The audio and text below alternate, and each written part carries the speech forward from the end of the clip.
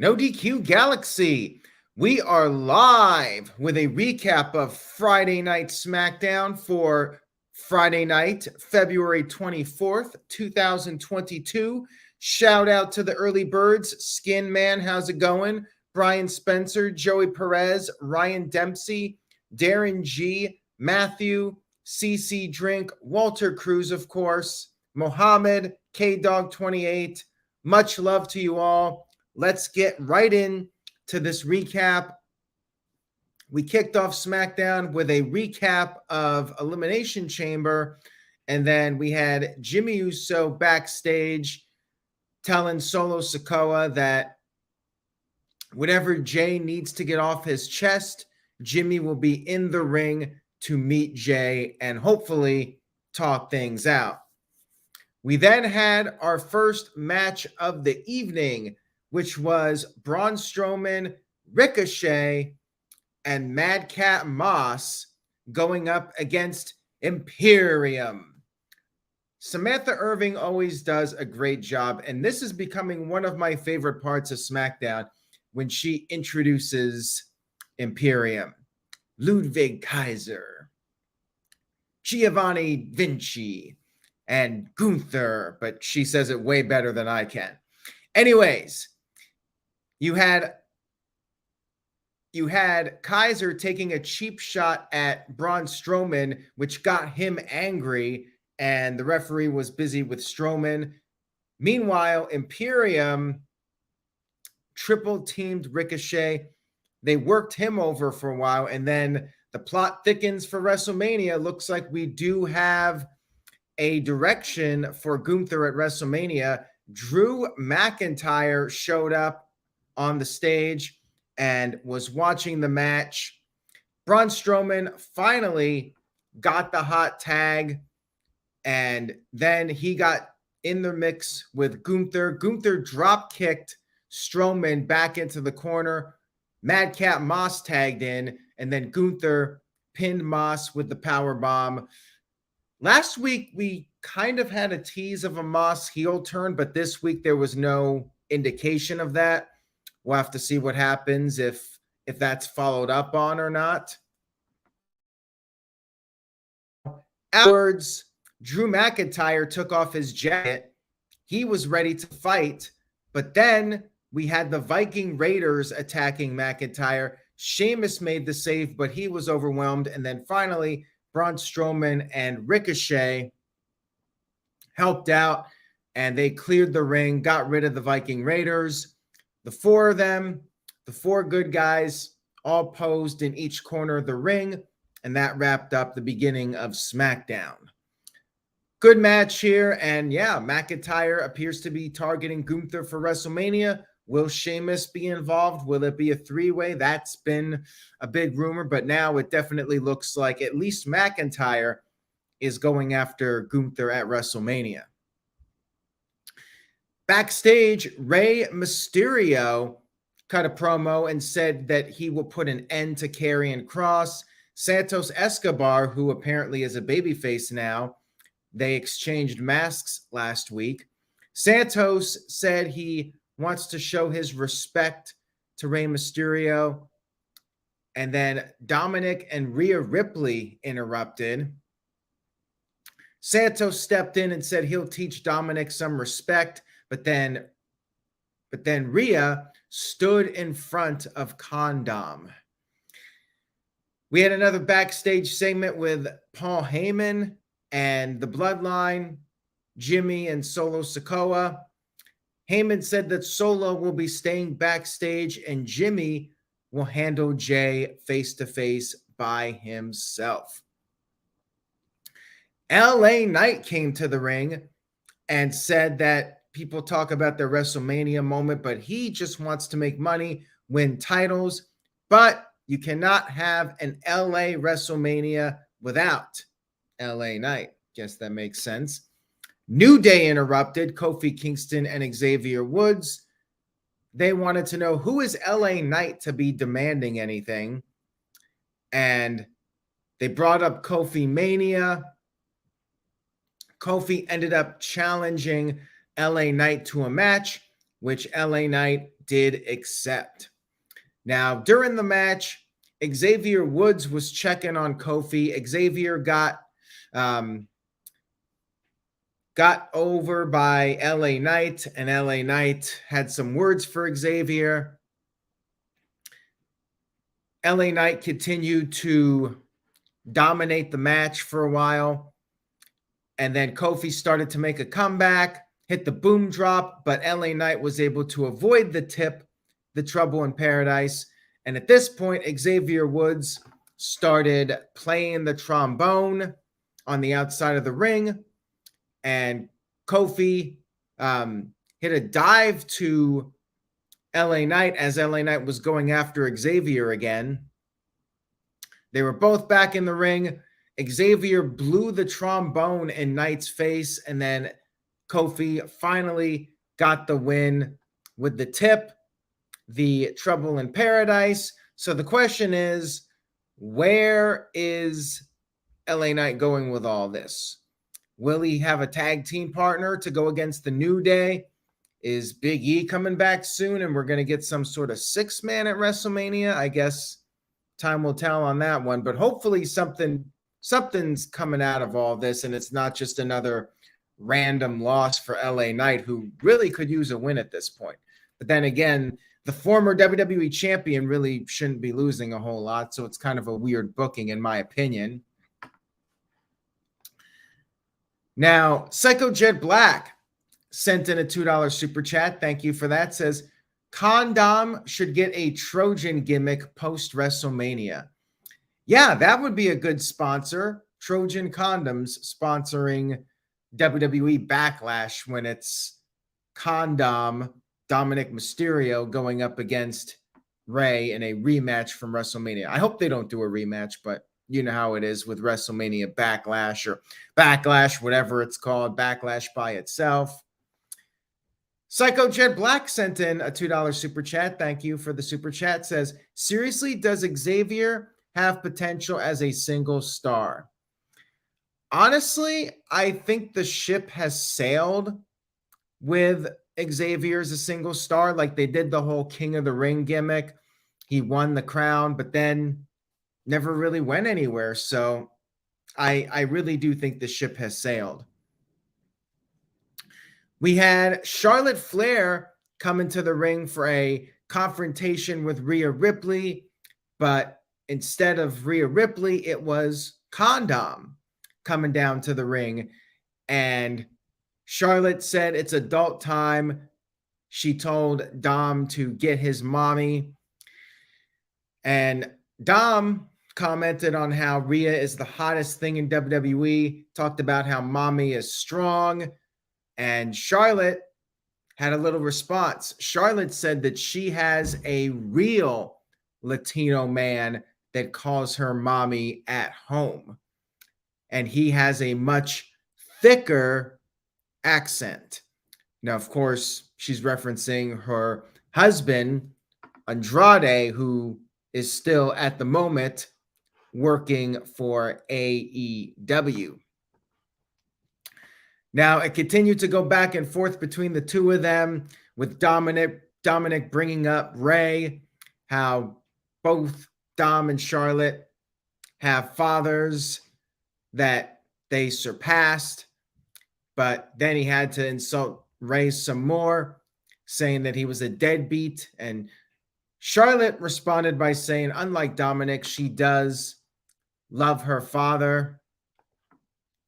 And she said that her father could kick Dominic's ass, but since he's not there, she felt she could do it. But then Rhea Ripley arrived, got in Charlotte's face, and Charlotte held up the title, all that stuff, the usual holding up the title and everybody staring each other down type of deal. So Dominic's been entertaining. He was maybe the star of the segment. And of course, we got a nice little Andrade reference here. We then had Natalya going up against Shayna Baszler. Tegan Nox in a pre-taped segment said that she had Natalya's back. Ronda Rousey was out there. And Shayna tried to kick Natalya in the face, but missed. Shayna avoided a sharpshooter attempt, and they went to the outside of the ring, and that's when Natalya, pretty much allowed herself to get distracted. She had some words with Ronda and then started to get back in the ring, and that's when Shayna came in with a knee to the jaw, put on the submission, and Natalya tapped out. So, stupid babyface Natalya. I guess Natalya's a babyface, but yeah, this was really dumb. She completely got herself distracted and lost the match as a result. What an idiot. And then afterwards, Tegan Nox got in the ring. Ronda and Shayna took their leave. And Ronda was very offended, like, who is this person? And they set up a tag team match for next week's SmackDown. We then had a Fire Fun House segment, a little bit different than the normal Firefly Fun House segments that we've seen. Bray Wyatt was watching his own promo from last week, and footage was shown of Lashley's promo from Raw, where he said he's not going to be disrespected. And of course, we had little sound effects playing over Lashley's promo. Then we had a Firefly Fun House news segment. Uncle Howdy made a little cameo doing the weather. And then Bray Wyatt was wearing this black mask and said, "Can you keep a secret?" So this was interesting. It was, like I said, something different. But still, Bobby Lashley versus Bray Wyatt. Not sure how I feel about this one. We had another backstage segment with Jimmy Uso. Paul Heyman notified Jimmy that Roman Reigns will be on SmackDown next week and will handle Jey Uso personally if Jimmy Uso doesn't by the end of SmackDown. Psycho Jet Black sent in a $2 super chat. Thank you for that, Psycho. Says, does Bray even care about putting on good matches? I'm sure he does care, but I think his priority is just trying to be an entertaining character. I think that that's what his focus is. We then had Karrion Kross versus Rey Mysterio in a rematch from the other week. Rey Mysterio went right after Kross and was holding his own, but then during the break, Kross sent Mysterio back first into the ring post, and Rey started to make a comeback, hit a Hurricane Rana off the top, but Kross kicked out. Rey went for a 619. Scarlett had gotten on the apron and was accidentally sent over the top rope. And as this was going on, Dominik on the other side of the ring got involved. He was daring Rey to hit him. Rey refused. And then, of course, Karrion Kross took advantage, and Kross put on the cross jacket submission. Rey passed out. Kross gets his win back. 50-50 booking here. Yes, hell has frozen over. Karrion Kross finally won. But the big story here was the post-match. You had Dominik once again getting in Rey's face. He was pie-facing Rey. He shoved Rey, and Rey got right in Dominik's face, and Rey was ready to hit him. The crowd was chanting, "Do it," and Rey did not do it. He finally gained his composure and walked to the back. This was, up to this point, the best thing on the show. They've done such a good job building this up. Dominik's getting crazy heat. And as JDP and others have pointed out, when that time finally comes that Rey hits Dominik, that is going to get a massive pop. Walter Cruz with a $2 super chat says, can't wait for Rey to punch the shit out of Dominik. Rey's going to do what he vowed to do in that infamous tweet from 2012. He's going to get WWE 2K13, and he cannot wait to beat his kids. So we had our final segment of the evening, which was the Jimmy Uso, Jey Uso confrontation. They were building it up throughout the show. Jimmy said that he knows Jey is torn, will always be there for Jey, but needs Jey to be there for him. Sami Zayn then got into the ring doing his little sneaking into the ring deal that he's been doing the last several weeks. He said he's not there to fight. He said he's there because he needs to talk to Jimmy. He said that Jimmy was like a brother to him. When Jey did not trust him, Jimmy did. Jimmy is the one that made Sami Zayn the honorary Uso. And when things went south at the Royal Rumble, it was Jimmy who did not hesitate to take down Sami Zayn. Sami Zayn said that this hurt. It hurt him. And Jimmy responded by saying that Zayn made his choice. Zayn stepped on him, stepped on Jey, stepped on the bloodline. Jimmy did what he had to do. And Zayn said that they consider themselves family, but family doesn't manipulate people every week like what Roman Reigns was doing to Sami Zayn and what Roman Reigns has been doing to Jey Uso for years. And then we had Jey Uso showing up in the crowd, and Sami Zayn told Jey that he's going to make sure the bloodline crumbles down. There is a way out for Jimmy. And then Sami Zayn noticed Jey in the crowd. Jimmy took a cheap shot. Jey Uso came down. Sami Zayn was able to recover. He hit the haluva kick on Jimmy. Solo Sikoa ran down. Sami Zayn left the ring and maneuvered away from Jey Uso. So at this point, we still don't know where Jey Uso and his allegiance lies. But very good segment here to close the show. Psycho, I don't think they're waiting post-WrestleMania. I could see next week or 2 weeks from now being when we finally get that moment where Jey makes his decision. But a very good segment here to end the show. Up until the Rey Mysterio and Dominik confrontation in the final segment, it was kind of an okay SmackDown, but the last two segments, building up Rey and Dominik and then Sami Zayn and the Bloodline, I thought those segments were really strong, and those definitely brought up the show. So I would say the hour and a half of SmackDown before those last two segments, B-, maybe even a C+, but the ending I would give an A to the Rey segment, and an A to the last segment, and thus I think I'll go with a solid B for the show. A good SmackDown overall.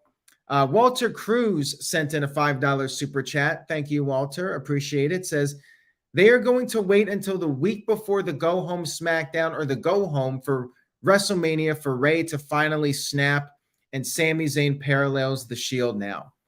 Well, you may be right on that. I mean, we got 5 weeks until WrestleMania. You definitely don't want to have it peak too early. Like, you want to keep building the heat, and then you do the big moment. We're waiting for Jey. That's part one. There's 2 parts. So I feel like the Jey thing has to happen soon. Jey turns on Sami, whether it's next week or 2 weeks from now. And then right before WrestleMania, that is when Kevin Owens and Sami Zayn finally reunite. Now, Rey Mysterio and Dominik, I feel like you can stretch that out a little bit more. But once Rey finally snaps, that's when you're ready for the match, and you want it to be close to WrestleMania. So yeah, I would wait a little bit longer for Rey to finally attack Dominik, but we're definitely getting close with it. All in all, enjoyable show. Thank you all so much for tuning in tonight. If you liked the video, please give it a like and subscribe. YouTube.com/AaronRift, no DQ. your place to get the No DQ live streams. Much love and appreciation to all of you. And stay tuned to NoDQ.com for the very latest. Take care, everybody. Have a great night. And remember, say yes to NoDQ.com. And I will see you all next time.